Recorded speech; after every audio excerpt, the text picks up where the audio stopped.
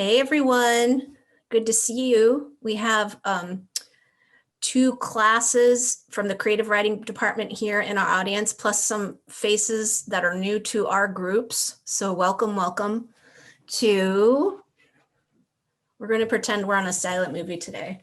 Cal State East Bay Spring 21 Distinguished Visiting Writers Series.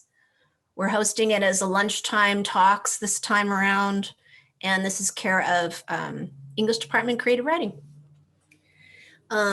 Today we have our first, we're launching the series of monthly events, and we have our first author, Porochista Khakpour, and I have a short introduction to read for you.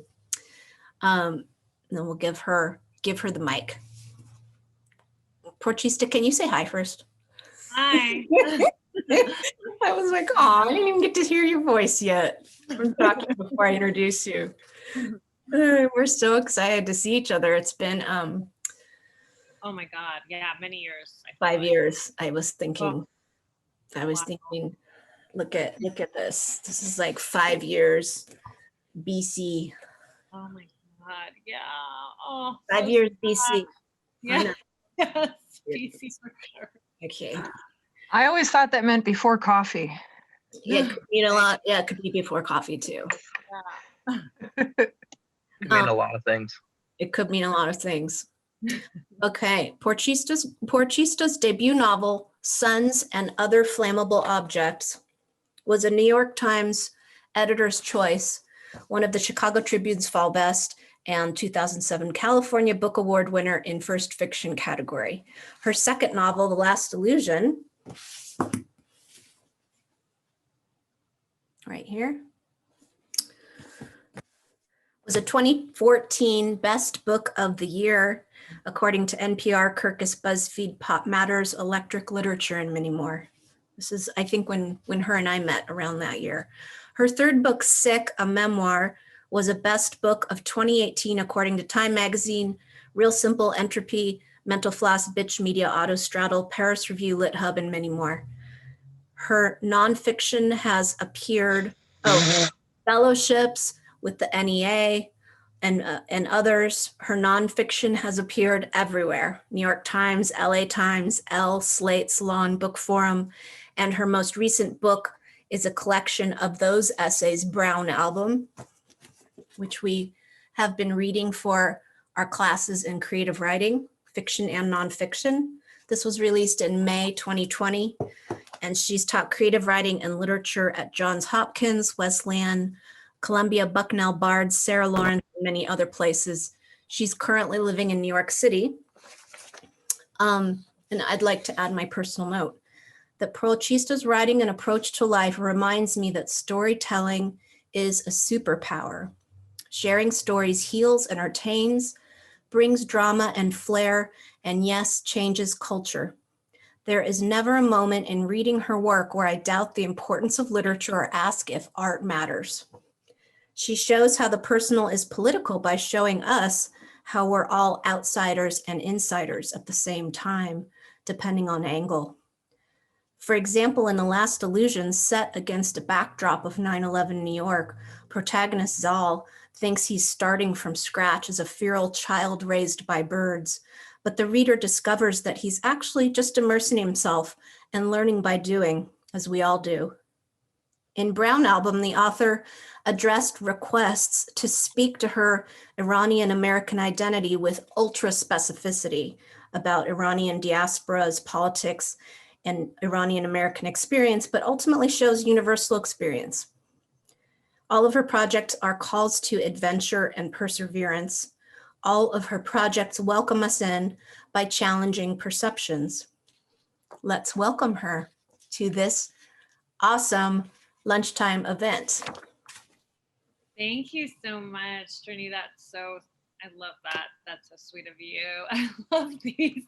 I have to get a photo of this after. I really wish I was there in person because, well, I'd be hanging out with my friend Trini and I'd be seeing all you guys. And I really love visiting colleges. So for me, I think for some writers, they're sort of introverted in this whole thing. Not that they're happy about the pandemic, but I think for them it was probably more comfortable. And like you said, this book came out in May 2020, so it came out right in the middle of what I would consider the first really bad chunk of the pandemic. I think we'll probably see these all in stages at some point in the future, but May of 2020 for me here in Queens was a pretty crazy time because we were leading not just the nation but the world in COVID,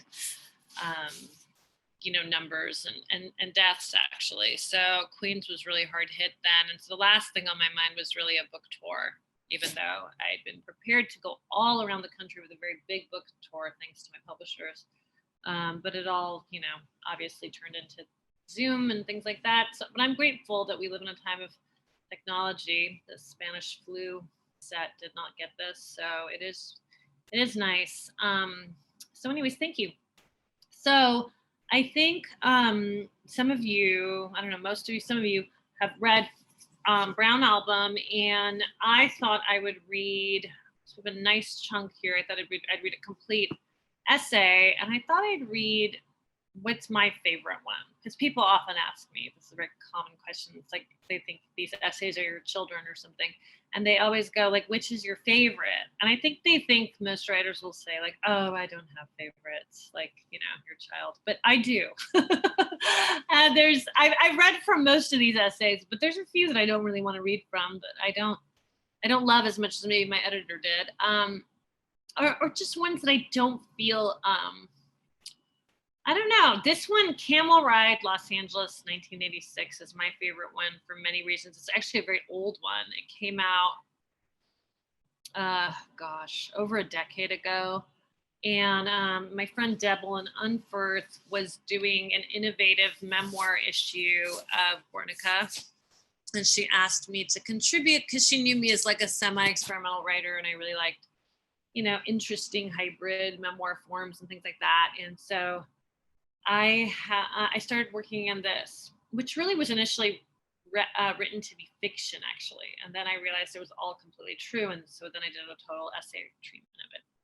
So anyways, it's become one of my favorite essays. It's just kind of fun to read. At some points, I'll read a little fast and then slow down. It's just an interesting one for pacing, but just bear with me. I don't know, this one, it's pretty crazy. And it's obviously an essay, it's 100% true. That's another weird question I get often. It's like, where did you get the idea for this essay? Or like, how did it happen? Like, how in your mind did it happen? It's like, this is this is all true. So this is very much me and my dad essay. So it's, and the only thing you have to know is like 1996 LA, probably most of you were not born then.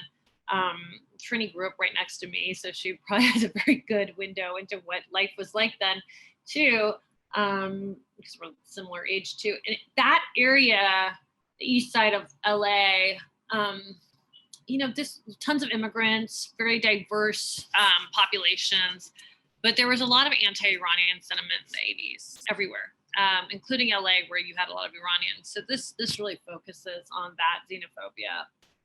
But it's also humorous, so you'll see. Anyways, Camel Ride, Los Angeles, 1986. It had come down to this, a camel ride.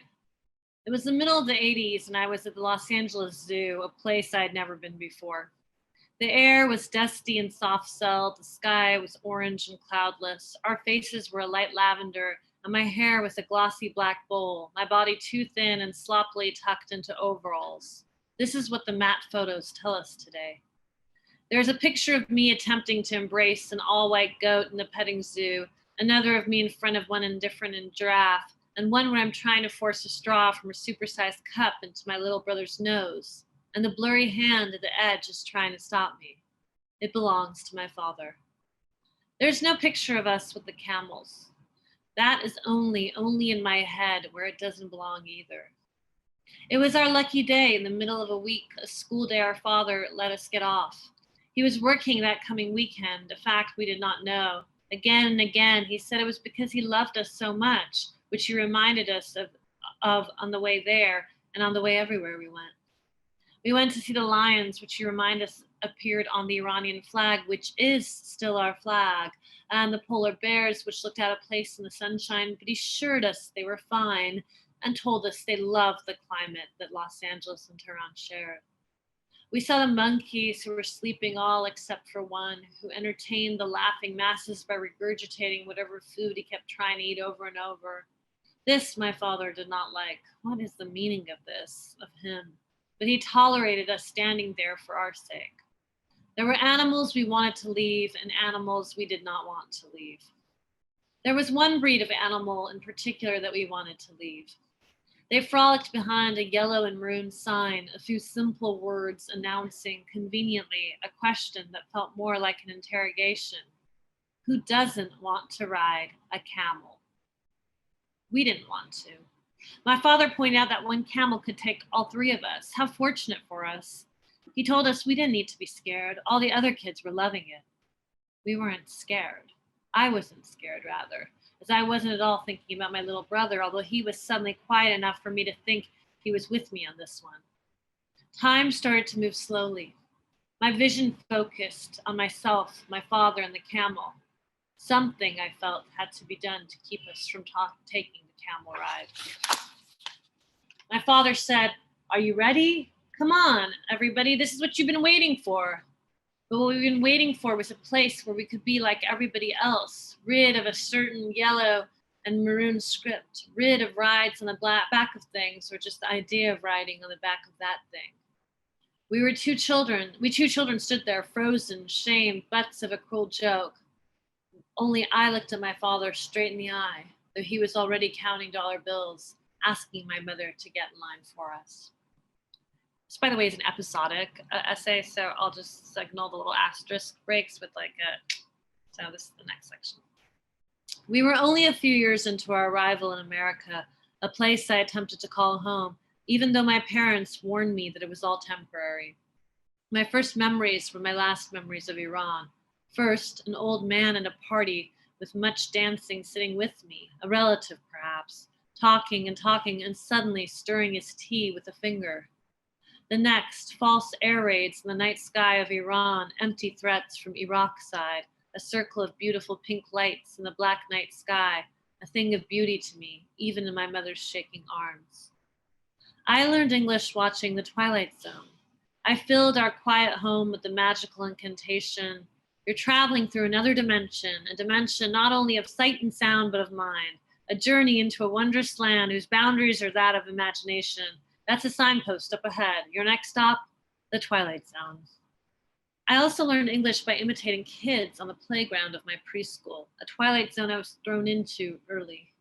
They said bad words, I said bad words, and I went home and repeated the bad words to my parents. Usually it was okay because they didn't know what the words meant either, but sometimes they did. And then a huge sadness would fill the room and not leave until the blabber of the TV interrupted and shook off its weight. I love this country with the lukewarm, watery, neither here nor there love that you bestow upon any country when it's the only country you know. I accepted it and never, until much later, considered that it might not accept me.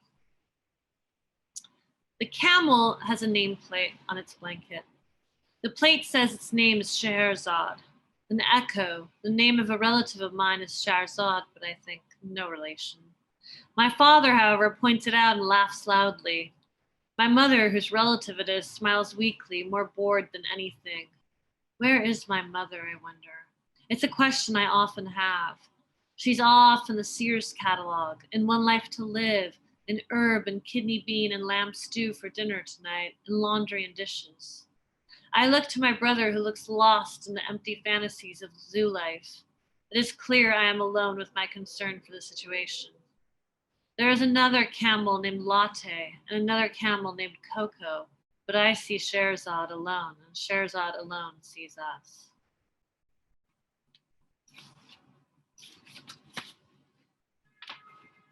I become good at becoming one of them, for the most part. One thing I realized was that to become one of them, you can't just think of them as them. You have to think of them as people, which is odd and less obvious and more exhausting than it sounds. Which type of them would you like to be? Take a roll. There was a teacher's pet, the prettiest girl, the class clown, the fastest runner, the shyest kid, the genius, the most crazy. There were two roles that appealed to me, the weird one and the bad girl. I was terrifically suited for the first.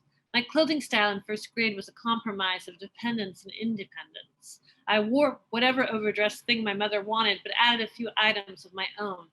Those fluffy dresses she adored topped with my cowboy hat or neon soccer socks or a scarf tied around my head as a bandana. Kids always commented on how weird I looked. I started to say weird things, make jokes that made no sense even to me, and noises that were otherworldly, and took on a faraway look in my big, too big eyes. During recess, I drew instead of played, which was also a weird thing to do. I hung out with teachers more than students. Weird. Even a teacher assistant called me a weirdo for tagging along with her so often. I displayed the contents of my lunch from home, a gray mottled eggplant dip that smelled like carpet, I declared, beating them to it, even though I loved few things more than Kashkabon and John, and the bright yellow rice pudding with a heart in the middle, Cholazard, which I also loved and pretended was made of plastic for their sake. They wrinkled their noses, and some shrieked and even moved away, while I smiled. Weird, weird, weird. I was less suited for the bad girl image, but I wanted it badly. Movies told me that another way to be different was to be a villain. When it came time to try out for roles in my elementary school's production of Dorothy and the Rainbow Connection, more suitable for a kiddie low-budget version of The Wizard of Oz, I knew exactly who I wanted to be. All the popular and pretty girls auditioned for Dorothy, Glinda, and even Toto, but I wanted to be the Wicked Witch of the East. My teacher looked at me amused. She told me, "You're too good to be a bad witch. At best, you could be a good witch." I took this badly, as I did other experiences where adults tried to discourage me. My piano teacher, frustrated by my slow learning, that my hands were better suited for pottery. My ice skating teacher complained that I was dragging my left foot oddly until she asked me to withdraw, worried I had some kind of condition. I tried out for the bad witch, defiantly in front of my teacher, who smiled as if she'd forgotten what she'd advised. I tried out and I failed. I did not get a lead, but I did get a one-liner. I played Dorothy's cousin Lori, a made-up character who in one line was to catalog all the foods they had at a particular Kansas reunion. Fried chicken, biscuits, gravy, mashed potatoes, sweet potato pie, etc. All the foods I never ate, foods that a future self might argue could, with the right lens, be seen as weird and bad. Scheherazade is being fed a handful of something that looks like grass. It's hard to say if latte and cocoa are given the same stuff, but one has to assume they are. One has to assume. "It will soon be over," my mom is saying with a light hand on my shoulder. Where is my mom? My mother was the one who was always home, but where was she? Why could I never get a solid grasp on her? I could if I could only remember when she was pregnant with my brother 5 years before, big like those balloon mothers with babies inside them on TV. Then she'd be substantial for me. It's possible even that I think of her as a vessel for my little brother. She was already something of that to me when she wasn't my father's wife or my grandparents' daughter, or Scheherazade and the other's cousin. When will she be my mother, I wondered. I never acted bad enough to make her mad or worry, which my father and brothers seemed to do. But was I good enough for her? She tried to make cupcakes once, her first attempt. She passed the bowl of batter to me. I looked at it confused. She said, "You shouldn't eat too much of this. It can make you fat. You can become like those fat Americans." I didn't eat any of it. I never became a fat American, not even as I got older. She looked down at the pasty mess and sniffed at it and put the bowl in the sink. "Anyway," she said, "Iranians can be fat too, remember. We're no better than anyone else, no matter what your dad says." Dad is saying, "It is time, it is time. Who doesn't want to ride a camel indeed?" He is saying that as immigrants are prone to so decorously in English, while otherwise casually rattling it off in Farsi. And this is the worst part for me. Everyone hears him in his accent, horribly Middle Eastern, getting excited about a camel ride. I am staying put, looking not at him, but at my mother, who looks weak and bored. She finally points at me, but it's not quite at me, I realize. It is over me. It is at him, my father. She's telling him to go to him. But my father no longer looks like my father. He looks like a Middle Eastern man I don't know.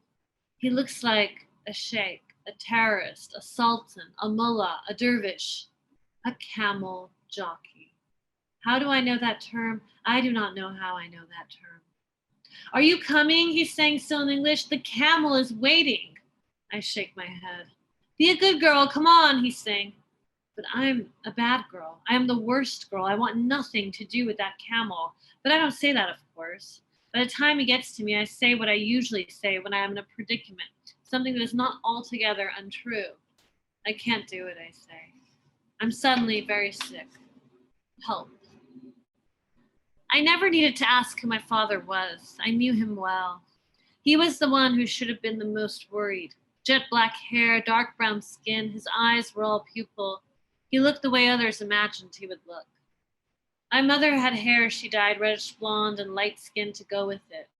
They said she looked like a non-lead actress from Dynasty, a show I didn't know then, but a name I had heard mentioned around her cousins who liked to flatter her over and over, maybe in attempts to make her more present. But she was like those fair women on TV in supermarkets outside waiting for their blonde children, like lemon and ice and water and snow and winter. She was barely there. My brother had her light eyes and light curls as if she had dyed it so much the lightness took permanence in him. This will pass, they said. Young kids have lighter hair that darkens as they grow older. But when I looked at the old photos of myself, my hair was always black, black like my father's. The sun alone made my hair play brown. I was a lot like him, they also said. This embarrassed me. I wanted no part of him. I didn't want to be like her either. I wanted to be unlike them and everyone else too. I wanted to be the girl with no bubble beside her name, nothing to fill in. I wanted to be something altogether different, but instead, I was like him. And he was unmistakable. And as you'd imagine, he had the temper too. Everything about him was loud, even his laughter. He played native music too loudly. He played with all his might, and when he said my country, he did not mean this one. He was the one who told us over and over that we wouldn't be in this country for long. It took me a long time to realize he was often wrong and that I shouldn't take him so seriously. But at 7, when he said Camel Ride, I didn't know what my outs were. There was no reasoning with him, I thought. And so I told him I was sick, and I thought I was sick, thought myself into being sick, and I was sick. I felt sick, I was sick. He had no choice now but to accept it and go ahead with the camel ride anyway, bad father or a bad girl that he was. He puts a hand on my forehead and says I feel cool. He calls my mother over and she tries it too. She is okay, she says, staring off somewhere far, far away. She hands over my brother, who's smiling at the sky. Don't stare into the sun, my father reminds him. That is in Farsi. In English, he adds, who doesn't want to ride a camel, right? Right? My brother is in. He's fallen. There is nothing I can do. I never felt any jealousy for my brother. He could have the cute, the adorable, the sweet, the good. At 4, he knew how to hug and kiss everyone. He said, I love you, like it was just another nursery rhyme. He had a monopoly over things I didn't want, the good and the normal. Our worlds rarely intersected. I read to him while he played with toy trucks. When he cried for a toy at the drugstore, I pretended he didn't exist. Once or twice, I was asked to watch him when my mother went out while my dad was working, and it was too much like nothing. Neither he nor I were ever in danger when we were alone. But when we were sometimes in danger when they were with us. With my mother, because she was never really there. With my father, because of things like this, how things can come down to things like this. His hand, big and sweaty, is around my wrist. His other arm is around my brother.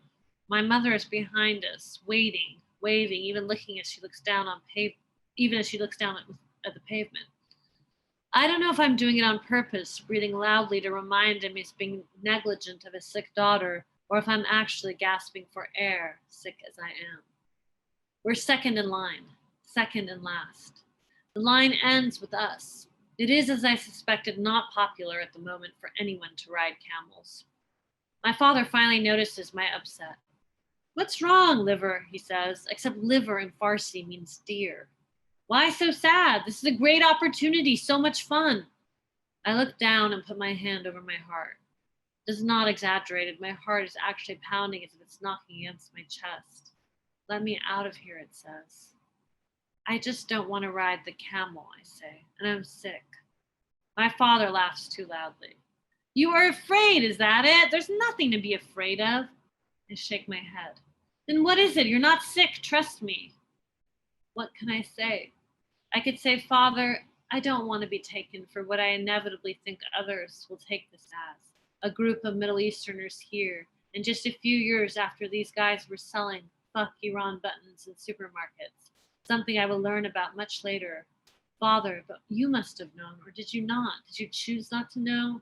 A group of Middle Easterners about to get on the back of all animals, a camel, the camel being the animal they associate with us, what they take us as, camel jockeys. Haven't you heard? Haven't you heard? Then don't ask me how I've heard. Father, why would you want to put us in that position? Isn't there a danger in that? And if not real danger, then isn't there a danger in exposing us to too much public humiliation? For even if it isn't in their lips, it certainly is in their eyes, and I swear I can already read their eyes. I just hate camels, that's all, I tell him in the end, all I can think of saying. And for a second, there's something scary I see in his eyes. There's nothing to hate, it's just an animal, that's all. What is there to hate? I don't say anything, and then it's our turn. We ride the camel.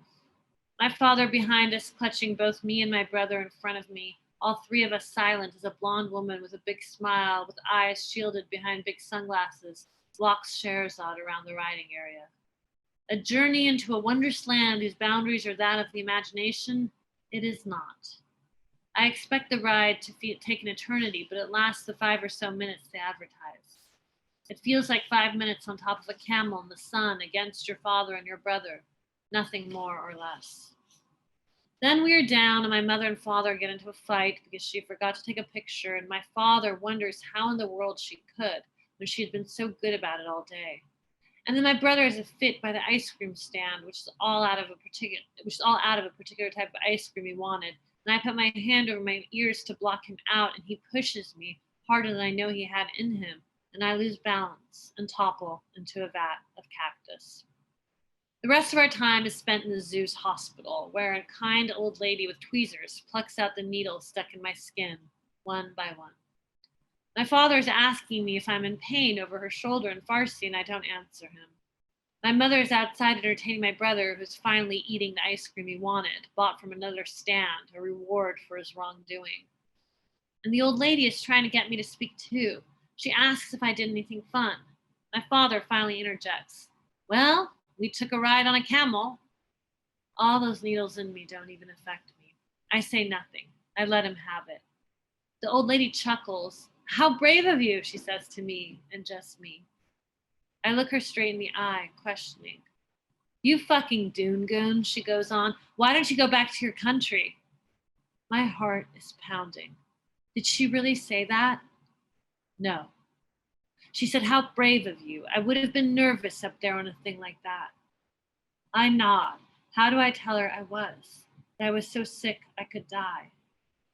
By the time the needles are out of me, I am a grown woman, old even, old as the old lady herself. I won't be surprised except by the beautiful things in life, of which there are fewer than I would have thought. Love is hard, acceptance harder, belonging still hardest. Home is still nothing. Who has time for home and all the wondering about its wondrous whereabouts? That orange and lavender day spent among animals is nothing, just a day. As he would say, what is there to hate?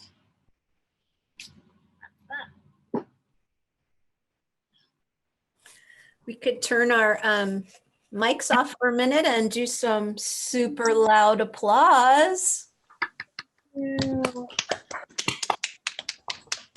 that. Thank you. It was so beautiful. I love that piece. I can see it. And one thing that I was thinking about when I was listening to it again was about this idea of outsider and insider status at the same time. That this reflects an age 7 young person's deep embarrassment while identity is forming about, it's hyper specific to a cultural situation and climate in the country where there's a lot of prejudice happening and self-consciousness is being formed at that time. But it's, it's an outsider status issue, but it's also insider inviting us in because we all completely have been there feeling embarrassed and humiliated by our parents and what they're asking us to do, and building symbolism into it that we don't know if it exists yet or not because we haven't had time to figure that out, right? Like these moments that are both feel like those are the major moments that you tend to write about in fiction and nonfiction. Does that just evolve naturally for you? Or are you kind of thinking about when you're deciding, especially when to write autobiographical material, like which moments have those polarized, a polarized sense of dichotomy or of paradox? What do you think? It's kind of funny because like my whole trajectory into becoming an essayist was like writing commission pieces. I mean, it was first really the New York Times that asked me to submit an essay for a series they were doing. And then after that, they kind of just wanted me to write these essays about Iranian American culture. And then other places kind of saw me doing this at a time when not that many Iranian American writers were publishing as essayists. So, you know, these assignments sometimes come to me, but like where the anecdotes come from, they're like things that I feel like I still carry all the time. But like their triggers are different. Like for instance, for me, when the former president kept saying China virus, or China flu, I don't know what he was saying. Anyways, that like made me think about like the 80s in LA where they called Iranians Camel Jockey, right? So like, you know, that's that horrific sort of dog whistlings, the xenophobia that like, you know, he was trying to trigger there reminded me of my own experiences with really horrific xenophobia. So like this encounter was always in my head. And I think the way that I thought of it was like when I first saw, like when I go through my parents' photo albums, which appear a lot in this collection, like I would like pause at this photo and think of, oh, this nice day we had the zoo, but then something bad happened that day too, actually. Oh yeah, I fell into cactus, but oh, like why? And like, okay, there was all this tension because, you know, and so sometimes I worry that like people don't know the term camel jockey. I've had a few like Gen Z people be like, what is that? And it's like, it was just like a term you heard a lot, basically like the same way people would call Middle Easterners like terrorists and stuff like that in post 9/11 context. So I don't know, these anecdotes for these sort of essays are always things in my head. I guess to this day, I still feel like an outsider in many ways. And so the trauma from it is really never very gone, you know, it's like, it's still there and it just gets triggered by different things. Definitely. So as I said at the beginning, I have a list of questions that I made from our groups that have read your books for our classes. And we're going to have an awesome class visit after this to really like dig into craft and like writing life and all that stuff. But I did pull some really highlight questions that felt meaningful to us all, and a lot of like, yeah, me too, I wondered that too, taking polls. But I also was thinking, you know, one more thing about this reading and thinking about your fiction. And, you know, in the beginning of this introduction, you write about the pressures to make a book like this and that you consider yourself a novelist. And I know you know, before this as a novelist, and there's a lot of magical realism in quite a bit of your work. So I was thinking about these moments where you also have a really, it feels naturalistic, even though it's surreal sometimes, a skill for picking and evoking exterior settings to reflect interiority, right? So in this piece, it's so good at doing that, where there's the interior anxiety, that pain, the needle, the cactus needle sticking in your brain with the, you know, and then, oh yeah, I totally just remembered I fell into a cactus bush and I had to go to the nurse at the zoo, right? Even though the memory like becomes something else. And it's such a, we saw that a lot in like Gothic literature, and this lovely physical evocation of interior anxiety. do you think, are you building, do you do that conscientiously now that you're deep into several books? Do you think you have an awareness of interior and exterior when you're developing character, and or are you picking like charged settings that are just like messed up and look horrific and traumatic, 9/11 New York, you know, in the novel, when it's like, actually it's about, that novel is not just about 9/11, it's set there, but it's, you know, about this character coming of age. So It's funny because like, such a theme now for you and across all of your writing. yeah, definitely. I think as you get older, like your subjects kind of come to you and you start to see patterns and themes and things that you're drawn to. And I sometimes wonder, like in the writer's brain, like is our experience of how we like take in different things just different, if that makes sense? Like, I mean, like, do we gravitate towards like the figurative? Like, are we thinking often in like metaphors more than like the average person? Or like, you know, how, you know, is it just like you can't help yourself with symbolism when you're a writer? I'm not sure, but I think the settings were probably like what amounted to me becoming a writer in a way, or this type of writer. I think I probably would have been a writer anyways, because I just always wanted to be a writer, so that's four. But you know, the things that, like, I really didn't want to write about ethnicity and race. I never really wanted to write about that. And I knew that at a young age because I just didn't really like reading about identity. And I think that's probably what I'm most known for now. And it wasn't really my choice. It was like life took me there, you know? It's like the issues I had to write about were about that, because like those were issues in my real life that I was dealing with too. So what am I going to do? Hide from that and just like constantly go into an escapist mode? I think as a writer, you eventually have to really face yourself. So sometimes you don't really get to choose your own subjects. Mm. But like you said, like in my fiction, which, you know, in some ways I enjoyed doing that so much more, like there are magical elements, but like there are ways that I still bring some of that into my nonfiction, but much more subtly, and mainly because of the venues they're published in. Like the thing that hinders me in a way with nonfiction the most is that like they are all commissioned for particular publications, you know, with magazines or websites. Here I had a little bit more freedom, but like, you know, it was an innovative memoir issue, so I could do something interesting at the end, which was like a flash forward into me being even older than I am right now. So like I talk about being an old lady and looking back on all this, you know. I mean, how do I know like I'll even live till old age? Like, you know, who knows? But like the point is that sort of magical leap for me felt like what I do in my fiction. And that offered me the solution to a nonfiction essay, because otherwise I didn't really know how to end this essay. There was like no perfect ending.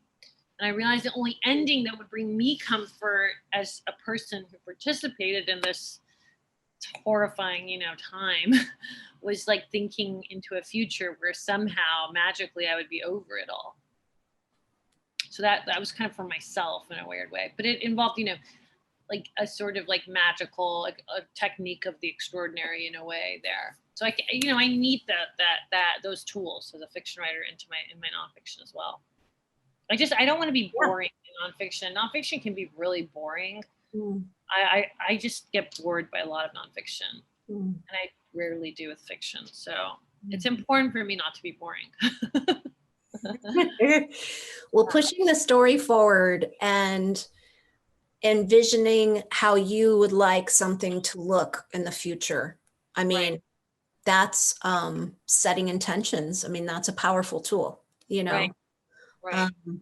And it is fun if you envision some fun stuff or just go there. It's like a continuous source of entertainment, right? My friend Deborah Unford, who, like I said, edited that issue of Guernica, like she writes a lot of fiction and nonfiction. And one of my favorite nonfiction pieces by her, it's called My Daughter Debbie. Mm-hmm. I don't know if you've seen it. It's amazing. I'm going to put it in the chat. It's a really good piece. But what's funny about it is it's nonfiction, but it's kind of fiction, because it's an essay written about her, Debbie, my daughter Debbie. So it's written about her from the perspective of her mom. And obviously her mom didn't write it, but she just went into like what she'd imagine her mom's head would be to write about herself, which I thought was so clever. Like, why isn't that done more? So Yeah, I really love things like that. So good. Yeah. I mean, it leads me into a set of questions that relate, like envisioning or going into a project or piece and then seeing where it goes and a certain amount of control you don't have over how it's perceived, all those things you were just talking about. We had a lot of questions in our group about being pigeonholed, as you said in the introduction, into writing about race. Did this have any factor in deciding to write the book? And or there was like a second part of questions in our classes about goals for writing, and did goals change over the course of this project? How and why? And I thought those were really interesting questions because I say a nonfiction is good at that. There's a critical element in it sometimes that helps us work something out in our mind as we're writing and discovering what the thing is and why we're writing it. Yeah, it's funny because I didn't really think of writing a book of essays. Like, I really wasn't in my head, but somewhere after my first novel, which had gotten a lot of press, and we were trying to sell my second novel, and like no one wanted it because it wasn't like my first novel. And they kept saying like she should be publishing a book of her essays. And I was like 29 back then. And I was like, I'm way too young. I don't have that many essays. But they were seeing these essays of mine come out like in the New York Times and places like that, pretty prominent places. So they were like, telling me my second book should be a book of essays. And I was just like, no. And it ended up being my fourth book.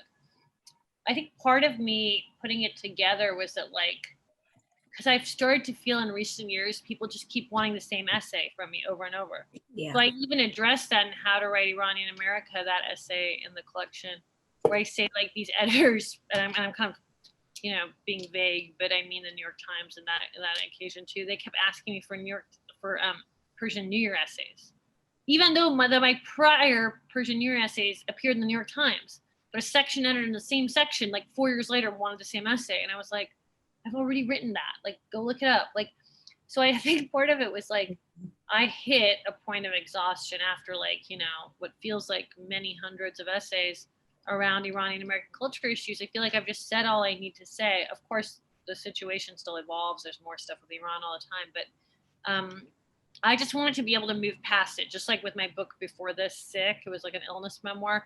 My goal was really like, I'll just write about illness and it's over. I don't have to look at it again. And so in the way here, I felt like, okay, all my things about Iranian American identity are over. I don't have to look at it again. I really, a few years ago, there was an article, I think in the Times again, about the novelty gene and certain people who's like just love to go from new thing to new thing and just require novelty. And it's like seems bad because it's like commitment phobic people, which I also very much am. But it's like, it was actually, they were making it sound good. Like, these people actually have higher intelligence, blah, blah, blah, whatever. But the point is, like, I really like my projects to be different. I like to move on from them. And I like to just constantly renew. Like I said earlier, I don't like being bored. So even though I am still writing essays, I think in a way I tricked myself and told myself if you write this essay collection, you don't have to write essays anymore. And so then, but of course, like literally while it came out, I was working on like 4 essays. And of course, the pandemic gives you more things to reflect on too. Life never really ends, right? So there's always material for nonfiction. So I've had to like kind of mature with my own opinions on this stuff too. And yeah. It's so true. And I just have very different goals. Like, I have goals that are really unrealistic, I think, to certain people, probably my agent. Like I would really like to do songwriting. But no one's coming to me to ask me to write a song because I don't seem musical. But one of my really early loves was I was a music journalist. I'm a really good music journalist. I can like break down. That's what. Yeah, we both started out writing a lot of music journalism. I think.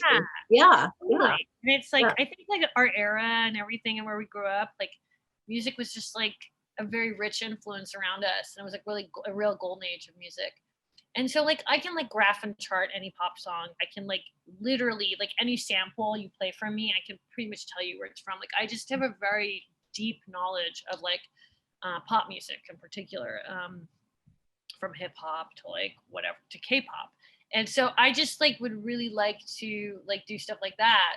When they're asking about the goals question, because I don't really feel that old, even though I'm middle-aged, I guess. But I just have like very different projects. The other day I thought of like a writer's cookbook I wanted to do, even though I'm not much of a cook, but I'm like, I kind of bake a lot, but I have like interesting ideas around that, I think. And so maybe I want to do a children's book and like things like that. Yeah. You know, there's a lot I want to still do. Definitely. Yeah. Yeah. I think all artists I know are, I think it's more of I think instead of like the novelty gene, for me, in my experience of the arts, we all have the novelty gene, and it's mostly like this false conception that we want to make the same thing over and over again. That it comes from somewhere else, like the need to find stuff for content and, like external things. But I think most of us need to make new projects to keep going. And I totally relate to that. I get into like a method acting mode where I almost become like the new project. Like it really absorbs me, and in ways I don't even control. Because with like Sick, my memoir about illness, when we sold the book, I was healthy, but by the time it came out, I was like in shambles, so ill. And so it's like I really become those projects when they're out, and so that's why I want to really like renew and go in new areas all the time. Is that what you meant when I was looking back at my notes from 2014 when I think we did an event. I don't even know what their notes from. And you had been talking at that time about art as performance, writing as performance, rather. Right. Do you think that's what you were meaning? Is that you kind of inhabit the work and be, method acting in a way, like even if it's autobiographical, it's so hard to inhabit the material that it can make it can affect your body. Right. It was like a reference, I think, that performance thing to a conversation I had with one of my mentors, whose name I'll put in the chat. Her name is pronounced San Shui, and she's a Chinese avant-garde writer, and she's been like a bit of a mentor for me. She's in her late 60s and lives in Beijing. And it's funny because she doesn't really speak that much English, and I don't speak like any dialect of Chinese at all. But we communicate really well. Like it's really weird. Over email we can do it, but also in person we've met, and like we really don't have the language, but like somehow we communicate great. And she has this really great, very modern ideas about writing, and she always says like it's like she and I don't know who came up with this, but it was during our discussion where we started to say writing is a performance of yourself at a particular moment in time. Yeah, I really like that.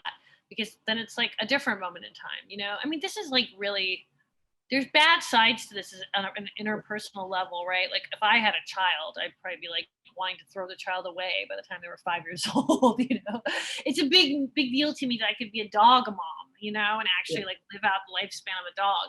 Because I just always want to just pack my bags and do something completely new. And I've been like that since I was like a teenager.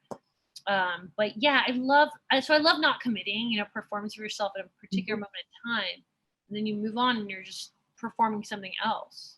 And I think it's really annoying in like pop culture, like especially with stan culture and all these fandoms and stuff. They always want their like artists to be really consistent. It's just like so annoying. Like you can't tell an artist to be consistent. That's ridiculous. Like they're the same artist, but like the very nature of being an artist is like you crave like, a transformation, right? And whether it's like through yourself or others or whatever it is. And so you've got to want to do the new thing, or else it's like stagnant. And I don't know artists who are like that. I agree. Yeah, I hear you on that.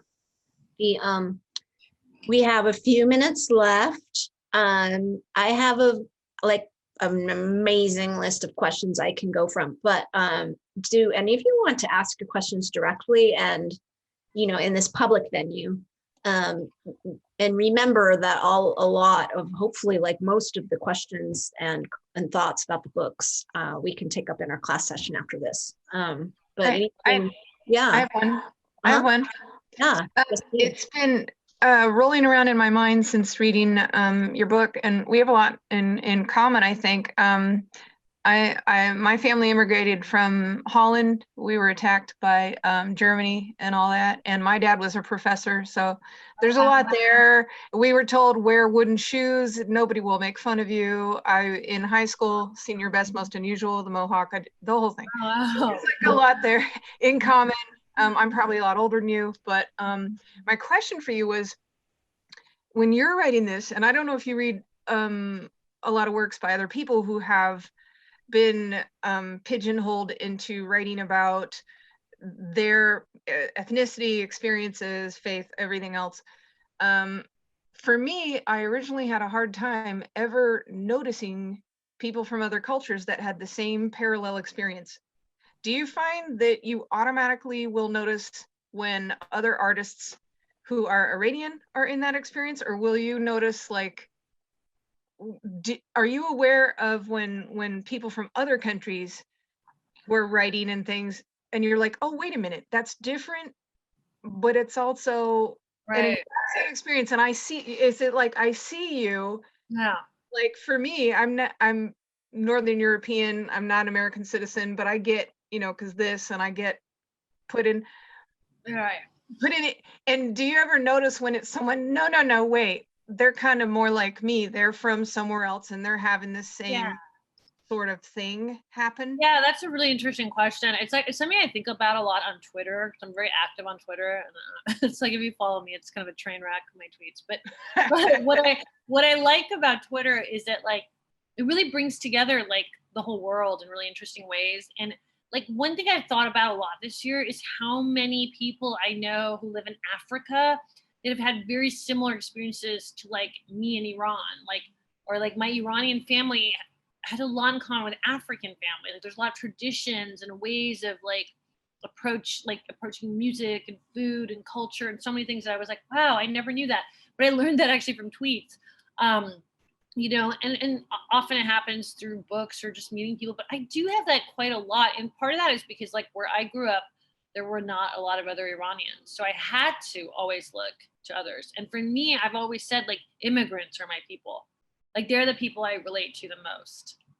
And that could be like anything, European, African, Asian, whatever. Like, for me, like, again, the east side of LA where we're from, like, there is just a lot of immigrants. And immigrant can mean really different things. In my old neighborhood in Harlem, the immigrants were really wealthy, usually, much more than others.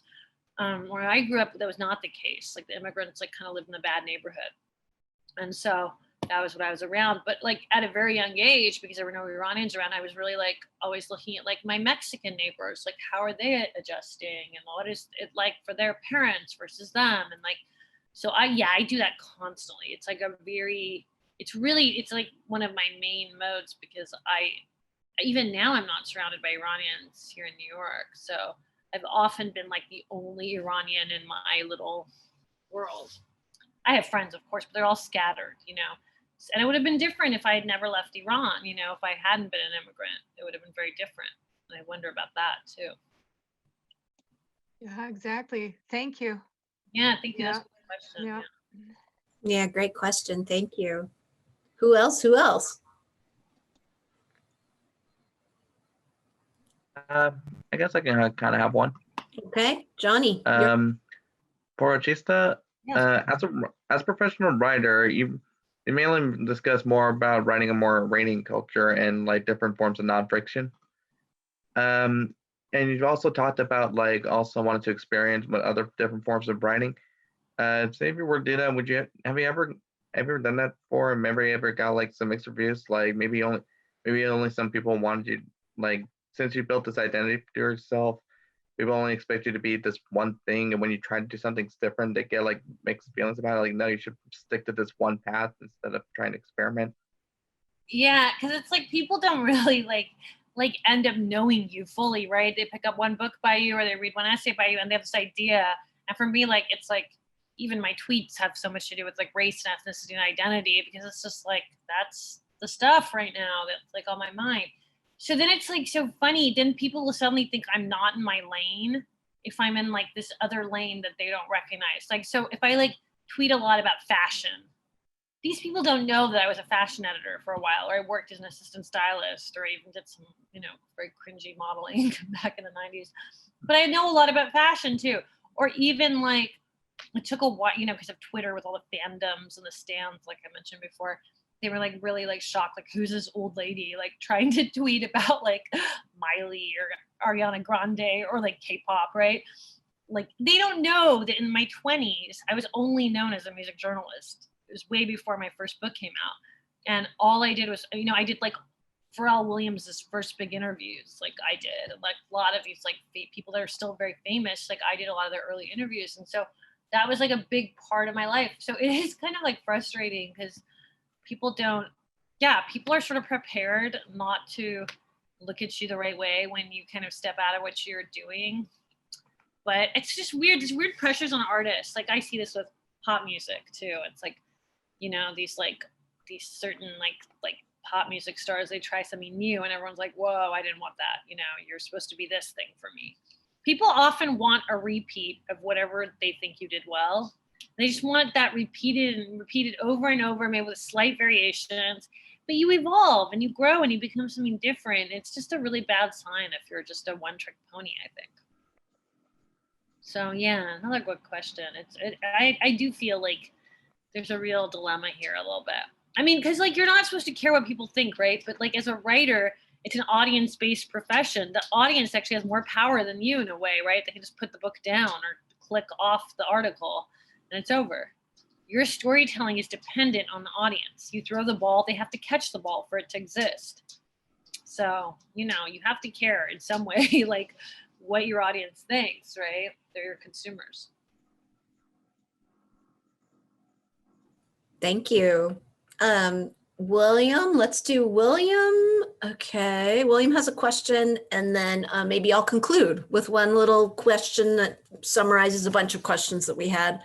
Then we'll take a break and we'll move on to the next. Sound good, everybody? Right. All right, Yep. William, you're up. So first off, sorry I disappeared for a second. I had a blue screen. That's okay. Anyway, Yeah. as for my question, I was wondering, like, for those who want to like get out there in the writing world and get their work published, something, or at least get their foot in the door some way, do you have any tips?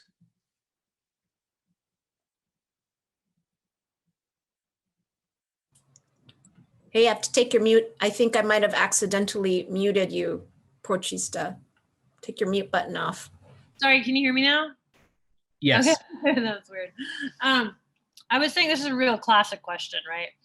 So the dilemma is like twofold. One is like just the basic tip for people who are aspiring writers. It's just like read and write as much as you can.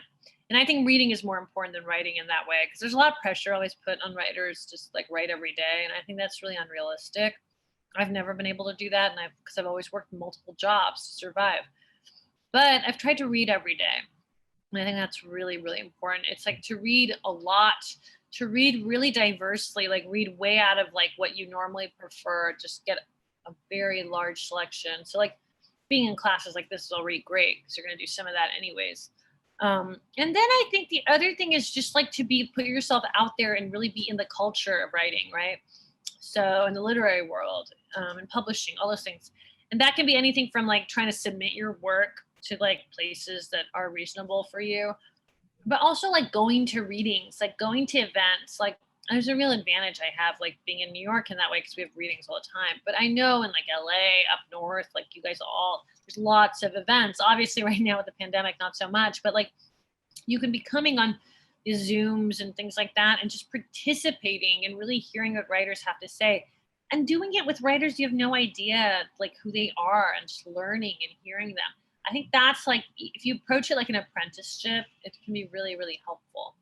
So getting into culture of writing as well as like establishing a practice, I think are like the two main things I would emphasize. Reading is really important. That's the huge one for me. Well, thank you. Sure. Great question. Great, important classic that we're always curious about. Yeah. Well, I can save all the other questions for later. I think we're at an hour and it's been a full and amazing time. And And we want to see when your novel's coming out. When is Trangelus releasing? Well, I'm supposed to turn it in by the end of this year. So my guess is like probably somewhere in like early 2023. Yeah. Spring of 2023, I think is what is technically the date for it. But it's hard to think of 2023 given the sorry state we're in right now. We'll be in the the blissful Renaissance period by then. Right. So maybe it'll be like the raging, what's it called? Like the raging 20? Roaring 20s. Yeah. Like, That's true. yeah. So it could be a fun time by then. That's true. We have to envision it like you were saying and write that story, right? Right. Yeah. Exactly. Hey, should we take off our mute buttons for a minute and clap into the mics and say thank you? So awesome. Yeah. Do I go to a different Zoom for this next part? Yeah, there's a classroom link, and I can send it to you. I'm sure that's same email. Thank you so much. This has been really fun and So lovely. so important to just get us into a different space and transport us back in time and into 1986, the LA Zoo. Thank you so much. Oh, sure, of course. Everyone, let's start at 2:15 at the other link, the classroom link. Ted, like 10 minutes. Stretch and regroup. All right. See you all soon. I'm gonna go make some tea, and stretch, and blink. Don't forget to blink. Thank you. Thank you, guys.